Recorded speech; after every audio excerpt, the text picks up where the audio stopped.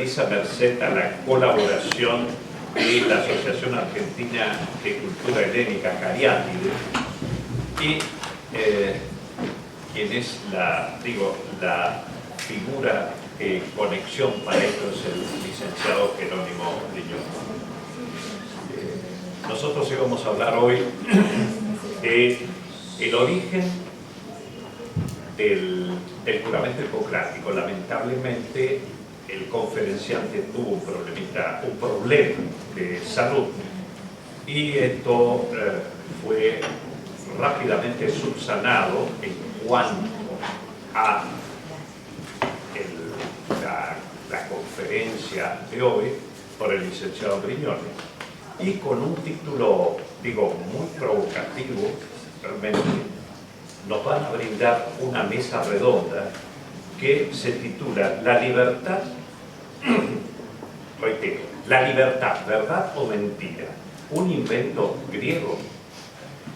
Y para ello convocó al profesor Carlos Busto, al licenciado Prada, a la profesora Chamot, que ustedes todos lo conocen porque ya han sido conferenciantes en el CID. Jerry, los recibimos a todos con un fuerte aplauso.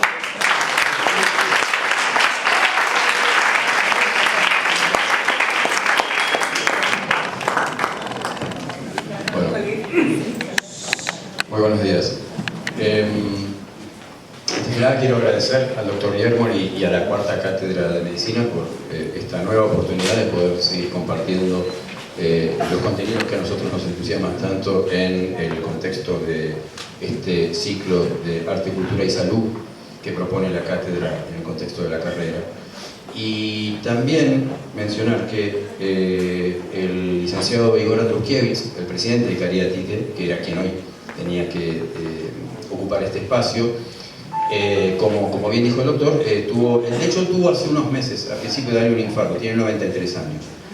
Y fue un poco arriesgado programarlo como conferenciante, pero estuvimos todos de acuerdo, empezando por el conferenciante, que valía la pena el riesgo. Y bueno, cuando ya salió la publicación el jueves pasado, la circular de la actividad de hoy, justo ese mismo día tuvo otro infarto. Así que bueno, desde aquí le deseamos todos un pronto recuperamiento, que estén mejor, y bueno, por suerte pudimos, como dijo el doctor Guillermo, de alguna manera salvar un poco rápidamente la situación, si bien no es lo mismo, por supuesto, pero convocando a estos miembros que son todos de la comisión directiva de Cariátide, que es una asociación argentina de cultura helénica, como yo ya comenté alguna otra vez, así que esto les va a sonar repetido, pero para alguno que no hubiera estado, es una asociación de filohelenos, es decir, de amantes de la cultura griega, que está compuesta por o artistas o estudiosos o en distintas áreas de las humanidades, sobre todo, ¿no?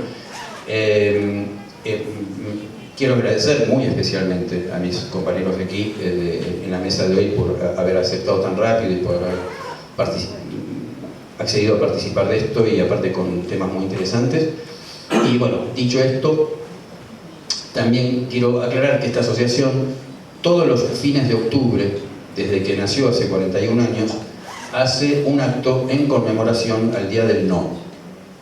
El Día del No, o el Día del Oji, es una fecha patria griega que se corresponde en términos calendarios con el 28 de octubre y que refiere a un episodio que voy a narrar en 2 palabras como introducción al tema de hoy, porque tiene que ver con la temática de la mesa redonda, con el título que leyó el doctor Guillermo.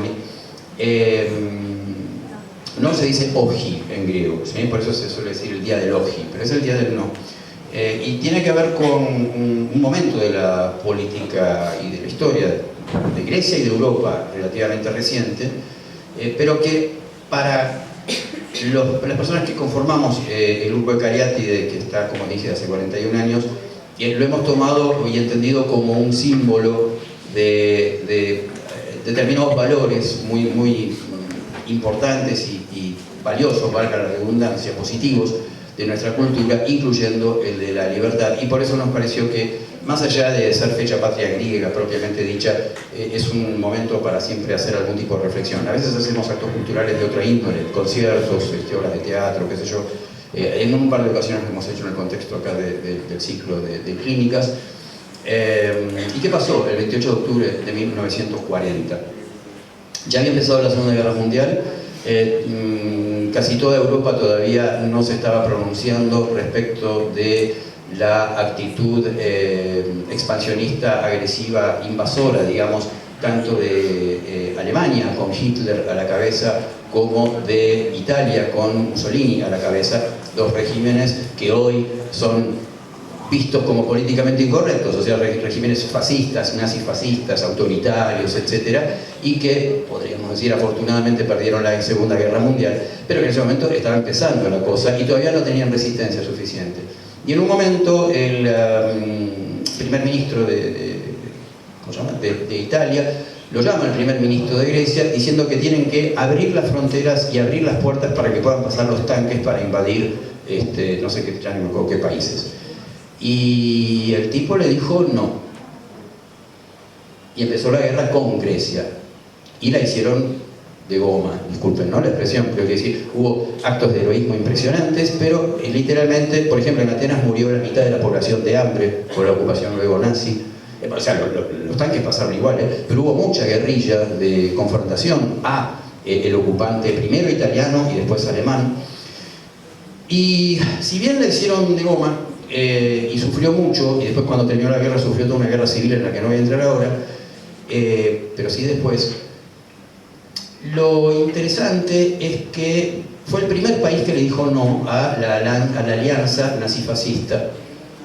Creo que todo historiador de la Segunda Guerra Mundial, creo que hay un montón de gente que es fanática todavía hoy de estudiar cosas de la Segunda Guerra Mundial, todo historiador de la Segunda Guerra Mundial están de acuerdo que si Grecia no hubiera dicho no, quizás no se hubiera ganado la Segunda Guerra Mundial por el lado de los aliados democráticos, por llamarlo así, de la libertad, porque justamente la demora que le supuso primero a Mussolini y después a Hitler la resistencia griega hizo que eso le diera tiempo a otros países empezar a plegarse a la estrategia que se había iniciado con ese no griego. Entonces ese no, de alguna manera, es un símbolo de dignidad, de libertad, en el sentido como antónimo de autoritarismo, ¿no? Que es algo de muy larga raigambre griega y de lo que nos van a hablar justamente los compañeros hoy. El profesor Carlos Bustos va a iniciar retratando un aspecto de lo griego y la libertad en la época arcaica, homénica, que sé que suena porque justamente estuvimos hablando de Homero todo un mes la vez pasada. Luego, la profesora Nora Llamó va a ir un poquito más acá en el tiempo, en la época clásica, siglo V, más o menos de Cristo, IV, con otro aspecto del asunto de la libertad. Luego, un poco más acá en el tiempo, en la época helenística, el licenciado Gastón Prada nos va a hablar de los estoicos, o sea, de otro aspecto también de esto. Y yo después voy a retratar un poquitito algo vinculado a la Grecia moderna, a la Grecia de las últimas décadas, vinculada a este tema. Y vamos a tratar de ser lo más breve que podamos para después poder interactuar un poco entre nosotros, pero sobre todo porque es lo que nos interesa como mesa redonda o de debate, poder también hablar con ustedes. Así que, o sea, que decir, recibir preguntas y comentarios sobre todo, o preguntas y poder interactuar. Bien, entonces dejo... me cargaban que yo no iba a cumplir con los tiempos, pues yo estoy muy hincha pungis con el tema de los tiempos, pero bueno, viste, se puede. Los encuentro con el profesor Bustos. Hola, no puedo prometer, digamos, semejante... Bien, como él anticipó, vamos a hablar del tema de la libertad, pero van a ser, ya con lo que él ha anticipado, una especie de mosaico, digamos, de momentos distintos y perspectivas completamente distintas, ¿no? La mía es una perspectiva, podemos decir, hace mucho eco o algo. Yo no estoy acostumbrado, bien ustedes a hablar con el micro. Mi perspectiva entonces es situarme en la Grecia clásica o preclásica y hablar un segundo desde cierta perspectiva que podemos encontrar de la libertad en Homero. Hablar de la libertad es pensar inmediatamente en el tema de límites, ¿no? Límites. ¿Cuáles son los límites? Y en temas de límites, el mundo homérico nos presenta cierta menos claridad, no podría decir una claridad conceptual, pero sí ciertos límites muy claros. Y es, en este caso, la diferencia entre los hombres y los dioses, de la cual yo acá en este mismo auditorio he hablado muchas veces. Esa diferencia tiene que ver con una palabra, en realidad un par de palabras, pero fundamentalmente en Homero con una, que es la palabra moira. Moira en griego, en Homero, es la primera vez que aparece, indica parte, ¿no? Trozo, lote, digamos, ¿no? Pero tiene detrás la idea de la parte que te ha tocado, digamos, de una asignación, ¿no? Por ejemplo, en el reparto de un botín guerrero, ¿no? La moira es lo que te toca en ese reparto del botín o en otro tipo de reparto. Quiero decir, hay en el mundo griego, en Homero, una idea de un reparto original que llevó a que los hombres y los dioses seamos distintos. Los dioses son inmortales, ¿no? Y felices, y nosotros somos centralmente mortales y desdichados. Mortales y desdichados. Es un reparto que nosotros obviamente no hemos decidido libremente, y de allí tenemos un límite marcado. Tampoco en el fondo en Homero los dioses, es como una idea de reparto que está por encima de dioses y hombres, ¿no? Aunque esto pudiera tener muchas excepciones y discusiones, ¿no? Es algo que es, por decir así, lo otro, completamente ajeno, que se impone directamente al mundo humano, ¿no? Esta idea de moira. Si por ejemplo la rescatáramos unos siglos después en Platón, supónganse, en un mito de Platón, las moiras serían por ejemplo las que presiden la idea de lo que vamos a hacer, de lo que nos va a tocar, pero en Platón somos nosotros los que lo decidimos, ¿no? En un momento anterior a reencarnarnos, digamos, en una nueva vida, ¿no? Las moiras simplemente son como aquellas que presiden, ¿no? Están presentes en el momento en que nosotros, antes de volver a la vida, nuestras almas eligen lo que van a hacer, ¿no? En Homero no es así. Esto es algo impuesto, algo que viene de otro lado, es algo completamente otro, ¿no? Frente a esto, frente a este tipo de reparto, uno obviamente, hoy por hoy, en el mundo griego también, tiene la posibilidad de ser completamente indiferente o ignorarlo o hacer como que lo ignora, digamos, hacerse boludo, digamos, frente a aquello que nos ha tocado, ¿no? También podría tomar una actitud de lucha o de enfrentamiento a aquello, lo cual sería un enfrentamiento en el fondo ilusorio, porque en el mundo homérico esa distinción es insalvable, digamos, ¿no? Es una distancia, como yo la he llamado muchas veces aquí en este auditorio, irredimible. Los que mueren y los que no mueren, ¿no? Eso no se puede cambiar, no hay una posibilidad de superación, de liberación de ese estado ni de redención. Y otra respuesta habitual sería una, digamos, resignación frente a ese límite, una aceptación de cierto quietismo, de cierta absorción y asimilación de ese límite, y renunciar tanto a la indiferencia como al choque. Voy a presentar nada más, y eso va a ser lo que voy a proponer, la posibilidad de una actitud distinta frente a ese claro límite que en el fondo es el límite de la asignación de nuestra muerte, ¿no?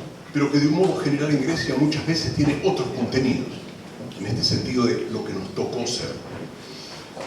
Y eso que voy a presentar a través de un ejemplo nada más, va a ser lo que para mí distingue, o una de las posibilidades de distinguir lo que llamamos en Homero el héroe, ¿no? Y dentro de la figura del héroe, la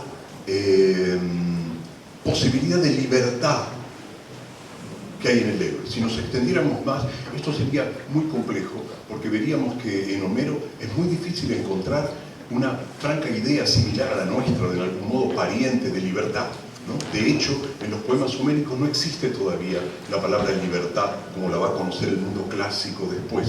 No hay una palabra, digamos, abstracta, ¿no? Para indicar ese estado. El ejemplo es este.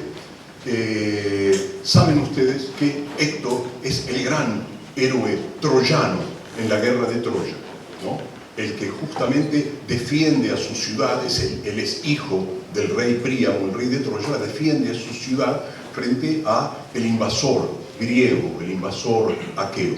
En un momento de eso, Héctor se ve saliendo de la fortaleza nuevamente para entrar en combate y se enfrenta con su mujer Andrómaca, que viene de haber orado en un templo, que llorando se le tira a los pies, lo abraza de las rodillas y le pide por favor que no vuelva al combate,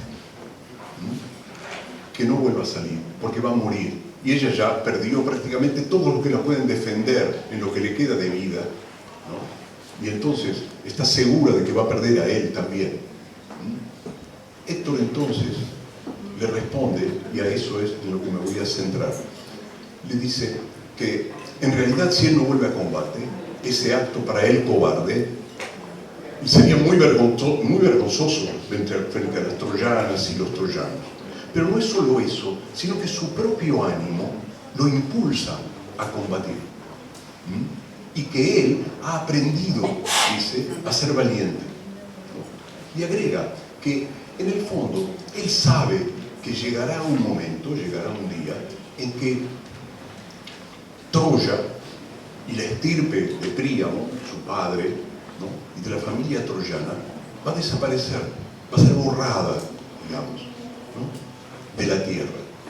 Y que lo que más le preocupa en ese caso es justamente el destino de ella, de Andrómaca, su mujer, porque seguramente va a resultar esclava de un príncipe de los invasores, ¿no? Y él dice que ojalá él esté muerto y mucha tierra lo tape antes de ver cómo ella es esclavizada, cómo ella será esclavizada, ¿no? Es una respuesta que a Andrómaca obviamente no le convence mucho, ¿no? No la convence mucho, pero él vuelve a reforzar esta idea, ¿no? Y le dice, desdichada, digamos, ¿no? Que deje de llorar, que no se preocupe tanto en el ánimo, porque en realidad nadie, dice él, me va a mandar al Hades. Ustedes recordarán que el Hades es el mundo de los muertos, ¿no? Nadie lo va a matar en contra de la Moira, ¿no? En contra de aquello que le tocó, porque todo el mundo, dice Héctor, valiente o cobarde, desde el día que nace tiene ligado, ¿no? Como si fuera con un extraño secreto hilván, el día de su muerte, y por lo tanto nadie puede morir antes de morir, ¿no? Antes del momento que le ha sido asignado para la muerte. Y allí remata con esto, dice, vos andá a tus tareas con las esclavas y de la guerra nos ocuparemos los hombres de Troya y yo especialmente, ¿no? ¿Qué encuentro yo, para decirlo muy breve, en esta escena, ¿no? Central, digamos, en la guerra de Troya? Que hay en esto la posibilidad de no una resignación a aquello que le tocó, ser el mejor de los guerreros, ser el mejor de los guerreros y llevar sobre sus hombros la carga de la guerra, sino de afirmar voluntariamente, es decir, un acto de voluntad que yo consideraría en cierto sentido libre, ¿no? Afirmar para sí que aquello que le fue de algún modo impuesto por esa completa otredad ajena a él, ¿no? Que sobrenada sobre dioses y hombres y que los determina, afirmarla de tal modo que la vuelve propia, como si yo dijera, esto me tocó, quiero esto. Y esa afirmación, ese querer, que es un acto de voluntad, creo que involucra una cierta idea extraña de libertad. Es la idea de tomar sobre sí, ¿no? Aquello que llamamos destino o fatalidad, digamos, ¿no? O lo que me fue asignado. Ponerlo sobre mis propios hombros, ¿no? A veces se traduce una virtud griega que es la magnanimidad, que salía algo así como tener el ánimo o el alma enorme, digamos, grande, para poder absorber lo que es lo completamente otro de uno, y absorberlo y afirmarlo de tal modo que uno lo vuelve completamente propio, ¿no? Allí descubro yo una de las características del héroe y una posibilidad de la libertad. Gracias. Buenos días. Bueno, vamos a, como ya anunciaron, vamos a saltar en el tiempo, a viajar en el tiempo, y vamos a llegar al siglo V, un siglo del que siempre se habla, todos hemos estudiado en la escuela secundaria, la famosa Edad de Oro, el siglo de Pericles. ¿Por qué elegí esta época? Porque es la época en la cual se considera que nació la civilización griega clásica, o sea, y el concepto de libertad. En el siglo V hay un equilibrio perfecto entre los derechos del ciudadano y los derechos del Estado. Ojo que estoy diciendo ciudadano, no estoy diciendo cualquier habitante, porque todos recordarán que además de los ciudadanos había toda una escala, estaban también los extranjeros, ometecos, y principalmente, y los más numerosos, que eran los esclavos. Cuando me estoy refiriendo al concepto de libertad, incluye solamente a los ciudadanos. El único límite, como habló el profesor Bustos, a la libertad del ciudadano eran precisamente esos derechos del Estado. Y vamos a ver que esto es lo que entra en conflicto en la obra que vamos a considerar enseguida. Ya vimos durante todos los encuentros anteriores el género épico, Ilíada, Odisea, los héroes, como representativo de esa etapa. En este nuevo momento de la civilización griega, una de las expresiones más geniales de la literatura y del genio griego ha sido el teatro, con sus dos manifestaciones, la comedia, la tragedia.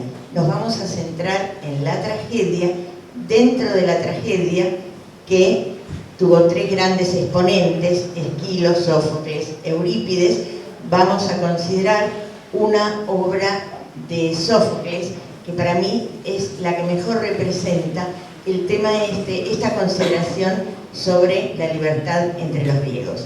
La tragedia a la que me estoy refiriendo es Antígona. Tal vez el nombre de Antígona no les diga mucho, algunos tal vez lo escuchen por primera vez, pero si les digo que Antígona era hija de Edipo, ya les empezará a resonar un poco más. Porque ¿quién no conoce el famoso complejo de Edipo, que se ha originado en este personaje?